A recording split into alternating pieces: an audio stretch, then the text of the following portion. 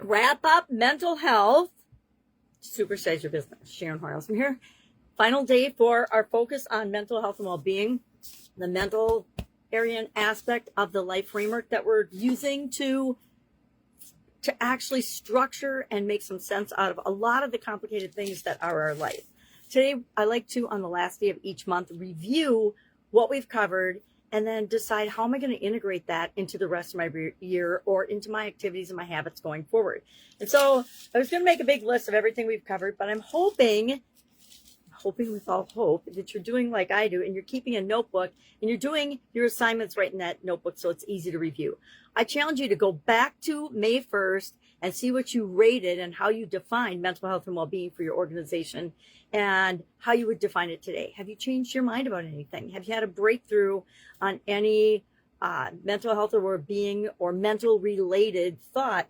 You know, we talked about the SOAP framework. I'm going to talk about the SOAP framework every month this year. Why? Because I've talked about it every month since 2020, because it's that important to have a framework or a structure that we can use to deal with challenges and obstacles and setbacks and even goals and things that we want. We can use the SOAP framework to give us a quick and dirty frame of how we're going to make that happen, how we can make that happen in our life, and how to take action today. It helps us to make faster decisions. That's why I love frameworks. It's my nerdy engineer brain kicking into high gear. But processes, systems, frameworks, things that we can automate once we have figured it out ourselves. Never automate a process. Start documenting and improving, but never automate a process until it's been optimized. Then automate it, then continually improve it and review it. That's what we're doing today. We covered a bunch of topics. We're reviewing them. I challenge you to go back, run through your notes and review, and then share in the comments below what was your biggest breakthrough. What's one thing, one lesson that you learned, one thing you're applying and going to use going forward to grow and scale your business? Because I guarantee if you go back and look and if you did the daily exercises, there's at least one thing that you found.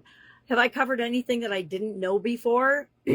Probably not. But have I applied things that I've never applied before because I've known them, but I haven't taken action or done something with them? So I challenge you today to, number one, notice your personal mental health and well-being from May 1st to today. How do you feel? Do you feel better?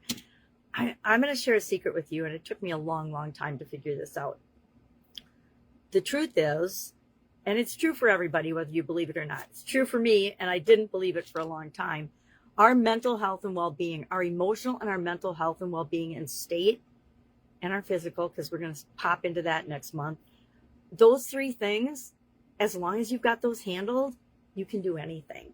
And you can create anything, you can achieve absolutely anything, things that you can't even imagine, you can see coming into your life. But it starts with your mental health and well-being, because it's the job of our brain to manage our emotions. We're going to feel things all the time because we are emotional beings. That's another one of those, okay, I'd like to deny it, but the truth is we're emotional beings first, mental and thinking beings, and physical beings, I guess, second and third, or however order you want to put them. But it takes the whole person. It takes all of us coming to our businesses to create the life that we want and the businesses that we want.